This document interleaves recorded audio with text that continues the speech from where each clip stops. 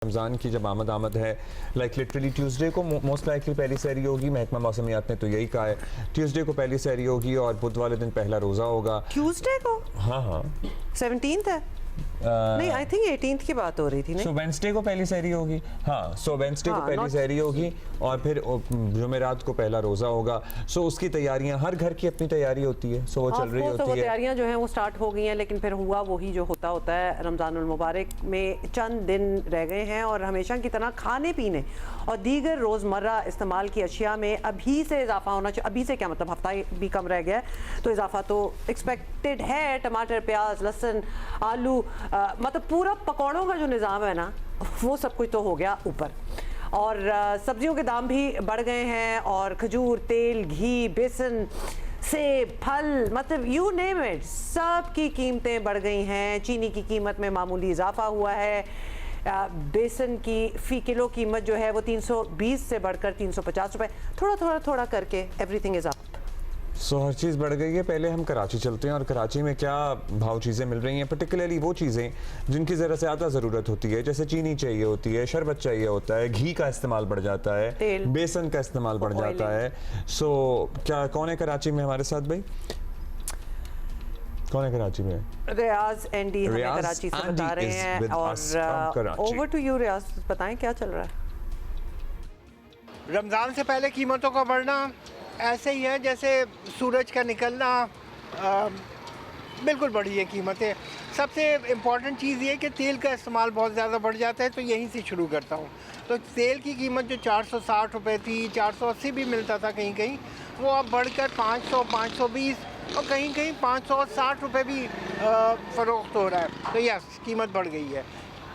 इसके अलावा बेसन का इस्तेमाल बहुत बढ़ जाता है, पकौड़े इस्तेमाल होते हैं, उसकी कीमत भी 280 रुपये से बढ़कर 320 और कहीं कहीं 340 रुपये तक पहुंच गई है। वहाँ पर भी इजाफा है। इसके अलावा जो फल है उनकी कीमतों में भी एक स्पाइक है।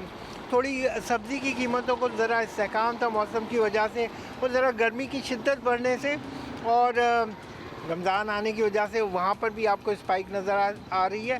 तो ओवरऑल यस, वो जो एक माजी है हमारा कि रमज़ान से पहले और रमज़ान के दौरान कीमतें बढ़ जाती है खाने पीने की अशिया की, वो इस साल भी नज़र आ रहा है। एंड जहाँ तक इंतज़ाम की बात है तो हर इलाके के अंदर एक अपना रेट चल रहा है, जिसकी जो मर्ज़ी है वो चार्ज कर रहा है। लिस्टें लगती हैं, सब चीज़ें मौजूद हैं, लेकिन इसके बावजूद जो अमल दरामद है वो बहुत मुश्किल है। यानी जिसका जो दिल चाह रहा है वही रेट चल रहा है। अभी रमज़ान है, खुली छूट है, जिसने जो करना करे। लाहौर चलते हैं जल्दी से, जवाद मलिक हमें बता रहे हैं वहाँ क्या हाल है। जी बिल्कुल, हम देख रहे हैं कि रमज़ान में अब थोड़े ही दिन बाकी रह गए हैं। उसके साथ ही देख रहे हैं कि ताजरों ने कमर कस ली है और बाज़ार में जो सर्वे किया है तो खाने पीने की अशिया, जिसमें ख़ास तौर पर फल, सब्जियां और गोश्त ले लें, उसके अलावा मैदा फाइन, चावल, इनकी चीज़ों और खजूरें ख़ास तौर पर, इनकी कीमतें हम देख रहे हैं कि बढ़ना शुरू हो गई हैं। इसमें जो वक्त रमज़ान करीब आता जाएगा, लग रहा है कि इसकी कीमतों में इजाफा होता चला जाएगा।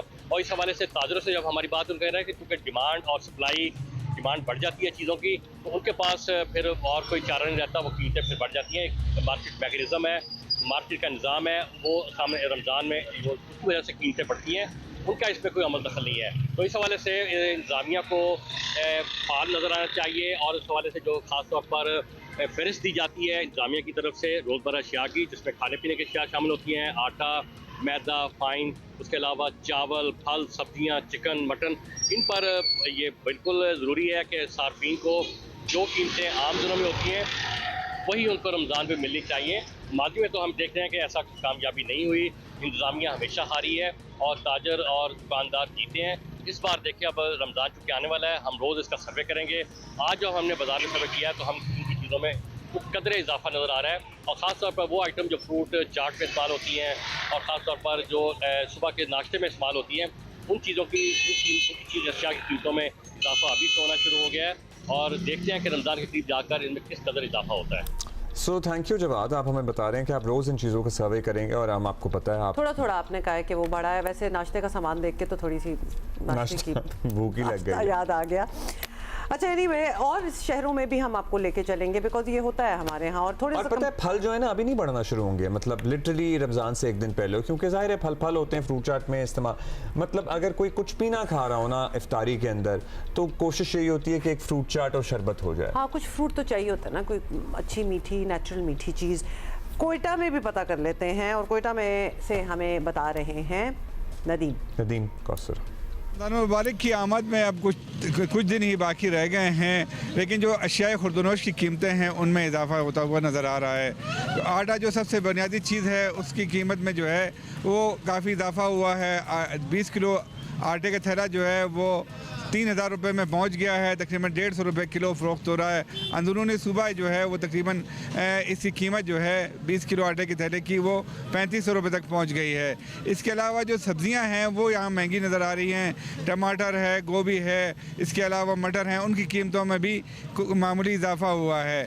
जो गोश्त की कीमतें हैं उनमें जो है मुर्गी का गोश्त है उसकी सरकारी तौर पर जो कीमत है वो 450 रुपये किलो है, लेकिन वो यहाँ तकरीबन 500 550 और कुछ जगह पर 580 रुपये किलो भी फ़रोख्त हो रहा है। जो मटन का गोश्त है वो यहाँ जो है तकरीबन 2200 रुपये से 2300 रुपये किलो फ़रोख्त हो रहा है, और बीफ जो है वो तकरीबन 1400 से 1500 रुपये किलो तक फ़रोख्त हो रहा है। तो शहरियों का यही कहना है कि रमज़ान मुबारक की आमद से पहले जो है अशिया खुर्दनोश की कीमतों में इजाफा होता जा रहा है।